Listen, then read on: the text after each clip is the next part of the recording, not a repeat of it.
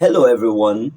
This is Maestro Vic, and you're welcome once again to my podcast. So, today I'm going to be talking about something very interesting. There's something we all don't seem to be talking about, or probably have overlooked, but is of great concern in our electoral system.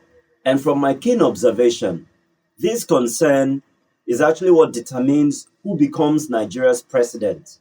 And this has been reoccurring right from the return of democracy in Nigeria in 1999. Now, most of you may be wondering, why am I talking about politics? Yes, I'm talking about politics because it is actually what determines everything we do so far as our existence as corporate citizens is concerned. And so we cannot shy away from it. We can't shy away from those who lead us. We can't shy away from how we are being governed. I'm going to title this episode, Votes at Home, Debates Abroad, the Irony of Nigerian Politics. Interesting, that's it, right? Now, from my keen observation, I have noticed that during election seasons, there seems to be an external influence that makes it mandatory for major Nigeria's presidential candidates to fly all the way to London, Chatham House precisely, to have a presidential debate. And this seems like an endless ritual, and it's been going on since the return of democracy in Nigeria from 1999. This is actually really worrisome, but it's something we often overlook. Now, if we examine this trend closely, we will notice that there seems to be more than meets the eyes. Because it is the Nigerian citizens that these presidential candidates are actually soliciting votes from. Yet they choose to address the same Nigerians from abroad.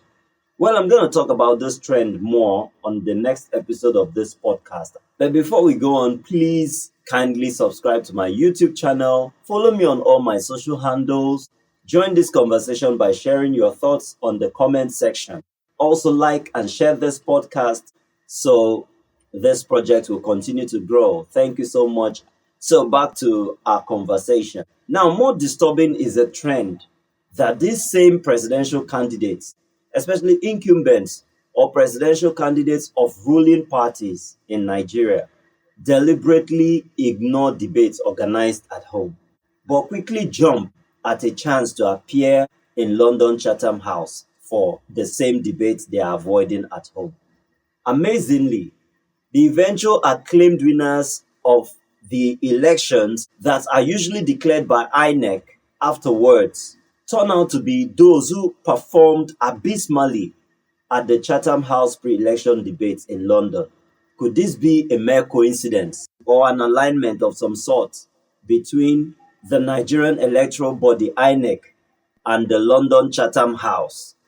Now, first off, pre-election debates at home is supposed to afford presidential candidates the chance to interface directly with citizens whom they want to govern.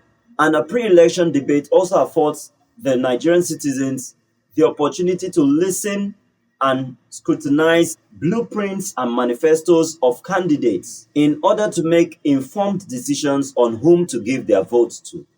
But what do we see since the inception of this democratic dispensation? At the national and state levels, we've always observed that candidates of ruling parties or incumbents boycott pre-election debates at home. They don't honor anyone, reasons best known to them. Rather, they prefer honoring that organized by strangers, as if it is the strangers that they are going to govern.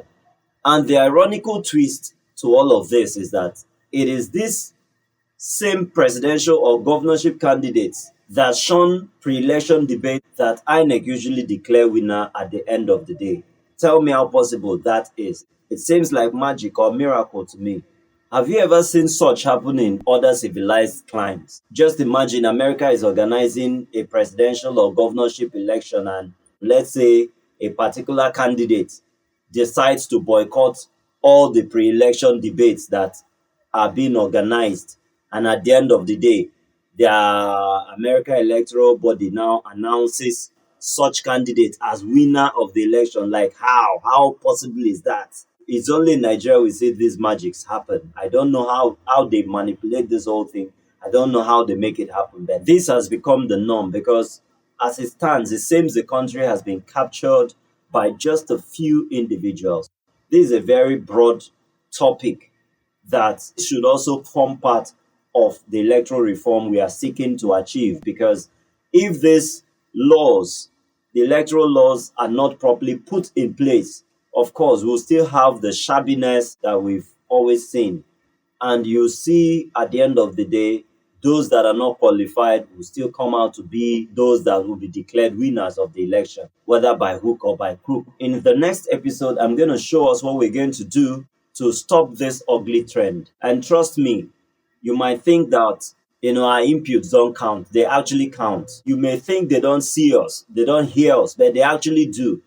And trust me, the more we keep pushing this, at the end of the day, good is going to prevail over evil. So, in conclusion, one thing is clear. Our leaders must understand that legitimacy of validation is not earned in Chatham House, but from the hearts of the Nigerian people they seek to govern. If presidential candidates truly believe in their visions for Nigeria, they should be willing to stand before Nigerians at home, defend their manifestos, and answer questions directly, instead of going to answer us from abroad, Chatham House, London.